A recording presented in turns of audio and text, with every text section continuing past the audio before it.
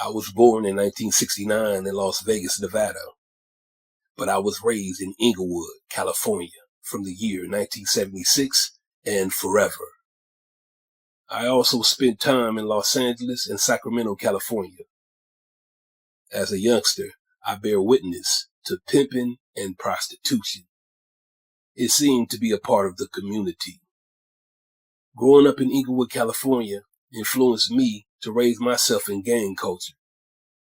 So I created a gang, Inglewood Warriors, which I quickly discontinued. My queen and I gave birth to Inglewood Coin Street Bloods around 1981. Gang members, drug dealers, prostitutes, and pimps share the same communities. As our gang grew, so did our experiences. During the year of 1986 to 1987, we, Coin Street Bloods, began clashing with pimps and prostitutes. It started at Inglewood High School between myself and the son of an old school pimp who was also a pimp. While words were being exchanged, one of my homeboys hit the guy I was arguing with. After school, his father and some of his old school pimp partners approached us. We conversed with each other and everything got squashed.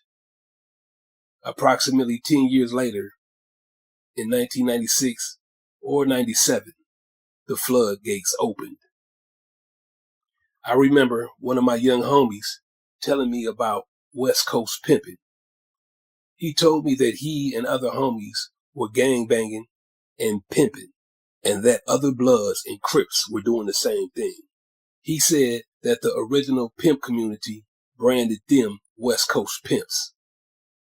The term connected West Coast gang members' lifestyle with a similar pimping lifestyle, a street mentality with dangerous implications, which put the original pimping lifestyle in jeopardy. I remember baby homies from my turf telling me that they began cursing out prostitutes and kicking them out of the hood. The homies told me that the prostitutes were rude, either not speaking to them or talking trash. Shortly after this, I was told that a pimp dude was asking about me and my whereabouts. To my surprise, it was the same pimp guy that I argued with at Inglewood High School in 1986-87. He began telling me about the problems that he and his prostitutes were having with my baby homies. He wanted me to give him clearance in my hood with all the amenities. We engaged in conversation, but ultimately I decided against it. All company is not good company. This addition would have brought a lot of negativity with or without wages. So, the young homies and baby homies began banging and pimping. And then war began. Bloods and Crips against multiple pimps and their supporters. I heard from multiple sources that this war took place in many cities across the U.S. and the term West Coast pimp was not reserved entirely for West Coast gang members, but for all that shared in the culture of West Coast gangs across the country and beyond.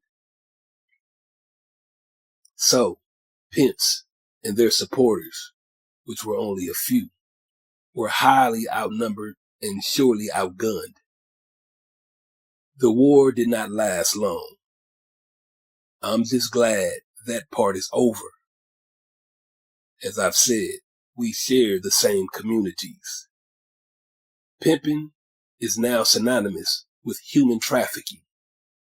Government officials, including federal and state, enforce applicable laws against violators. Personally, I have insight and mercy for both legal and illegal activities. Come to me as you are, and I'll share with you as I am.